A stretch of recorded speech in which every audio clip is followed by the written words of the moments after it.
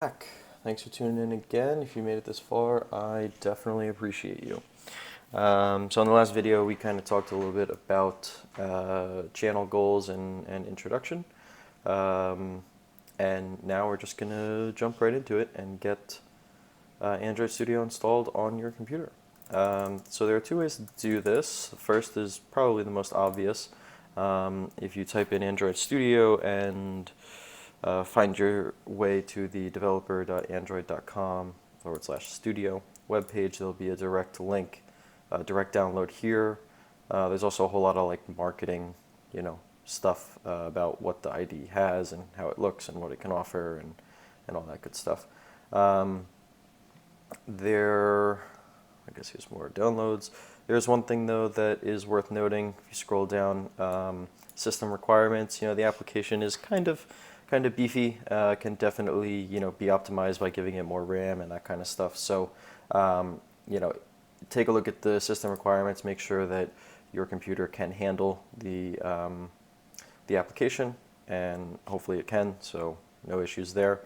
If you scroll back up to the top here, you could just classically download the IDE this way.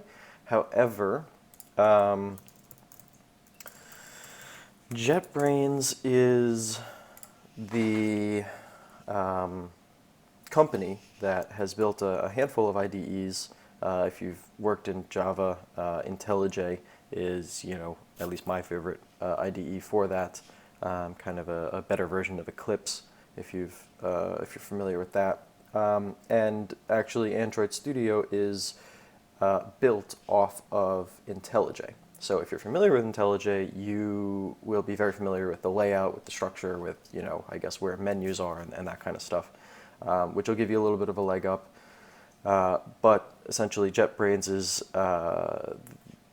kind of working directly with Google to, provide an IDE and the IDE to develop your Android projects in. So I would actually recommend checking out this Toolbox app and actually downloading this. At least on Mac, it kind of sits in this status bar up here, and it just gives you a quick overview of a whole bunch of IDEs that are available through the Toolbox, and clearly here you could see Android Studio. It just also makes it a little easier to update things, maintain different versions of the same IDE on your computer at the same time, and it just seems to be a little bit cleaner. So if you really want to, you can definitely go through the classic, download this application from the website. But if you have the time, if you're interested, if you use any other JetBrains IDEs or tools, it might be worth it to take a look at this just to keep everything clear and concise and, grouped together nicely for you. And so I'm actually going to do it this way. So once you download the Toolbox, if you don't see Android Studio, give it a little bit of time. For whatever reason, I noticed that this doesn't come up immediately, whereas all of these other IDEs do. Worst case, I guess you could restart your computer, but sometimes just after 3 to 5 minutes, it just randomly pops up and you're good to go. So hopefully, if you do see it in your JetBrains Toolbox, or I guess if you have downloaded it, so be it. You can click install. So we have here the latest stable version, 4.1.1 at the time of this video. I'm going to go ahead and click install. You'll see it kind of doing its thing, and we will wait, and we will let it download. Might be doing some jump cuts, A, for practice because I've never really done them, and B, because this might just take a little bit and would be annoying, so bear with me, and bear with the download as it happens. But Android Studio is what you should be downloading. It is the supported IDE for Android development, so maybe we'll come back once this is done. Sweet. All right, so we have installed. All right, let's open it up by clicking it. Verifying, of course we want to open this. if for whatever reason clicking in the application in the toolbox fails, you can always try to open it manually. I've noticed that sometimes with the toolbox, not often, but sometimes. On the case of Mac, you can do Command Space and start typing it in. You'll have the appropriate version that you can open, and on Windows, I don't remember, but you could do it. Okay, so otherwise we're here. A couple options, but we're just going to do create new project. Pretty straightforward. Here's kind of a little, wizard screen thing to kind of help you along the way. We're going to go with not even a basic, we're just going to actually go with an empty activity. We'll talk about that in a little bit. And I wouldn't worry about these things. You can kind of just create applications for different platforms. We are going to name this Season 0. We're going to change that. com.android factory. Not Season 0. You can kind of put it wherever you would like. I'm just going to put it on the desktop for now. Let's make sure that Kotlin is the selected language. If it doesn't default to that already, this tutorial is going to be, this channel is going to be completely in Kotlin, as Google has announced a few years ago at one of their I/O events that Kotlin is the recommended language and the fully supported language for Android development. It used to be Java, if you didn't know that. We'll talk about what this means in a minute, this minimum SDK information, but if you can go back to Android 5, that's pretty good. I'm going to bump this up a little bit, only because that's kind of old. So I'm going to go to Android 8. It says, what percentage of devices you'll be applicable for, and that means that if you actually were to publish this project to the Google Play Store, if someone's running Android 5, 6, 7, they won't even see this application in the App Store. So the idea is, when you're building a consumer-facing application, to support back as far as you can without without it somehow negatively impacting your application. But for the purposes of this video, we're not going to publish anything. It's not really super important, but just understand what that means.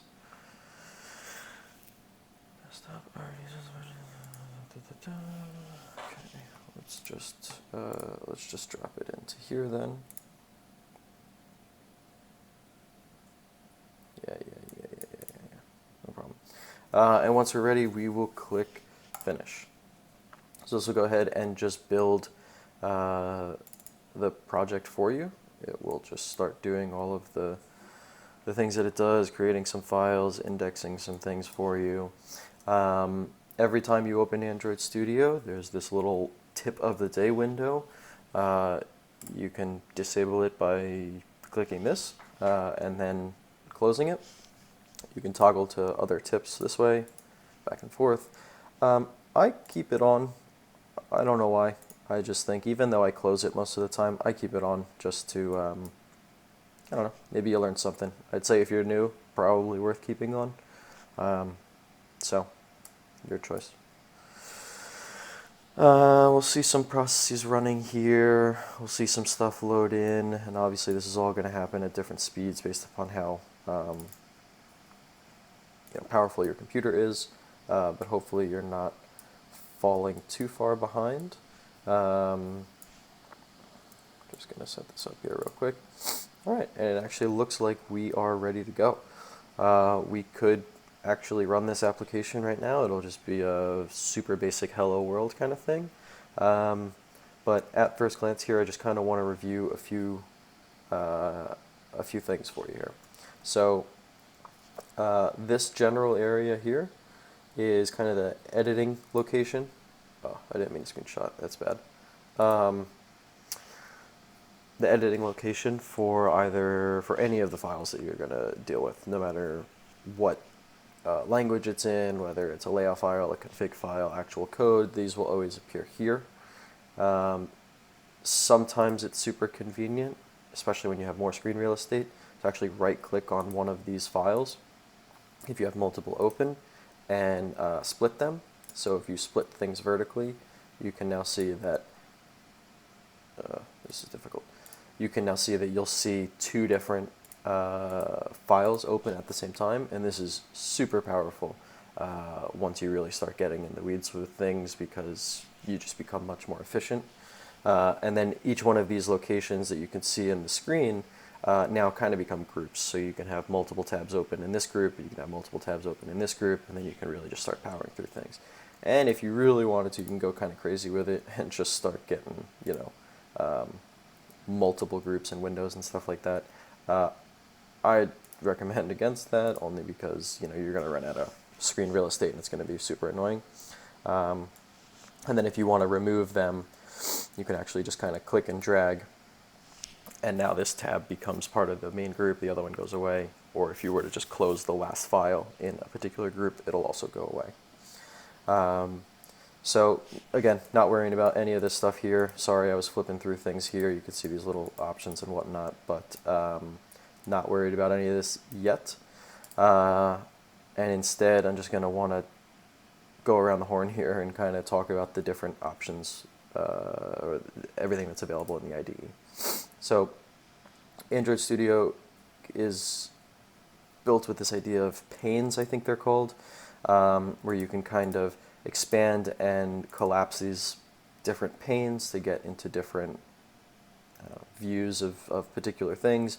This one actually shows you the project structure of your application. You can, you know, make it bigger or smaller, but 9 times out of 10, I end up just, you know, minimizing and maximizing them when needed, but predominantly work in this setup. But this one is actually super powerful. This basically mimics your file system on your computer, right? So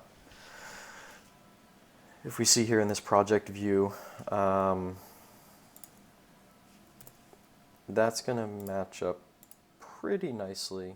Oh, God. Welcome back. Sorry about that. I had to just rearrange some things. What I was showing you, what I want to show you, is that this window here kind of, especially when you're in this project view, we'll get to the Android in a second, but especially in this project view, this mimics your actual file system. So if you see here, desktop, Android Factory, projects, season 0. As you can see here, we're in the desktop, the factory, projects, season 0. And now you can see here that a lot of these folders here mimic what's here, right? So this data is just a nicer representation of this, if you will. And then if we drill in further to your app folder, which is where your application exists, and into your source folder, we're again just going to worry about main. Then we have our Java resource and folders and our manifest, and again, all of that is mimicked right here, so you get the idea. The Java folder, this will have all of your actual code and source files for your project. We only have main activity, and as you can see here,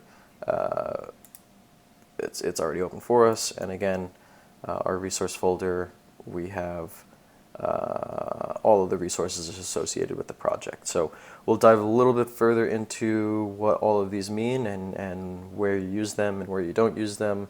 But basically know that this panel here just mimics your file structure. And if you switch over to the Android view, this is a consolidated version of the project view, the file system view, that basically just trims all the fat of the stuff that doesn't matter. and is just relevant for the, I wouldn't say it doesn't matter, but is just relevant for you as the developer to work with, to modify, to create the application. So you can see it's a little bit different of a file structure. It starts at app, and then there's a couple other packages that are cut out, and then there's Java, and you get into your main activity from there, and then your resources, again, they just trim down versions of things. And then there's a new folder for Gradle-based stuff, which is all the build files. Again, expand and collapse any one of these by just clicking them or clicking this minus sign. Resource Manager is going to have all the actual resources for your project. That will get more important as your project grows, but all of that stuff is available and visible to you in this folder. It just gives you a different view of all the resources. Structure we're not going to worry about for now. That's when your code's running. Favorites, not all that important. Build variants here. You have different types of builds, if you will. You can even configure these even further to have more than just two. You come with, you start out with a debug and a release version. We're only going to be working in the debug version for quite a while, but know that when you actually want to go into the publish something to the Play Store, you need a whole signing. You got to go through the whole signing process. You have to do it on a release build, not a debug build, and we'll dive into that a lot more. To-dos are just going to be when you write something in your code somewhere to do, come back and fix this. All right. You can find them here instead of having to either search the whole project via like text or remember where you put them. This will just kind of show you, this little tab will just show you where they all exist. Super helpful. Terminal is exactly that. It's a terminal instance, or I guess that's the word for it, that runs at the root of your project. So super helpful stuff for when you need to do something command line. Build's going to have any kind of output here for when you're building the project, rebuilding the project, running the project. If you end up building it and it fails, there'll be some output here, and then you can build it with some other parameters to provide more of a stack trace to help you debug what the issue is if need be. Logcat is just going to connect to any of your either Android emulators or physical devices, and a way for you to see output. There's actually a better version of this tab, in my opinion, for when you're running the application, but it's not present at the moment because we're not running the app. So when we get to that point, we'll talk about it. Profiler, super interesting stuff. Again, the application needs to be running and all that stuff, but if you saw on some of the, probably flip back to it, yeah, you can see a little snippet of it here. It says Android Profiler, and this is kind of what it'll look like when it's up and running. You could see things like CPU, memory usage, network requests going, reads and writes and stuff like that. So you're able to kind of, oh yeah, here you go. Even in real time, you can see a whole bunch of stuff. So much more advanced things, but definitely something extremely useful when you're refining your application. And then the database inspector, something we'll get to probably before the profiler, but you can, you can build an onboard database for your application. You can store things in tables there. You can, use that to kind of provide some kind of offline support for your application. And inside this window, when everything is up and running, you can actually in real time look at the tables, look at the data that's saved there, what you have, what you don't have, what columns are defined as null, non-null, all that kind of database stuff that's super helpful. Well, I guess over here we have the event log, kind of like the build tab that just shows you some high-level output of things happening, failing, succeeding, whatever.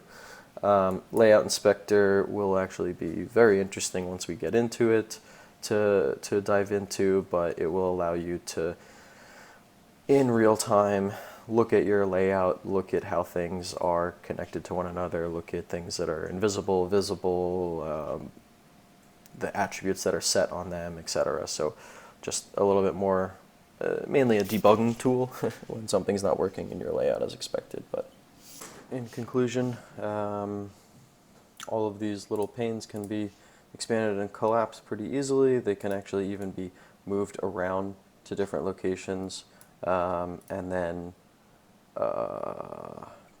there's certain things you can even, maybe not with this one, move to, yeah, so you can move it around to different areas, and then you can change certain things about them. Let's see, like window, yeah. Different ways to view it, but honestly the way that it's set up is, in my opinion, always the best. And then maybe if you just want to, shift things around to meet your demands, then so be it. I actually like the database inspector over here, so I'm going to do that. But otherwise, thanks for tuning in. Please like, comment, and subscribe, and I'll catch you in the next one where we will actually do something and run the app. So, thanks.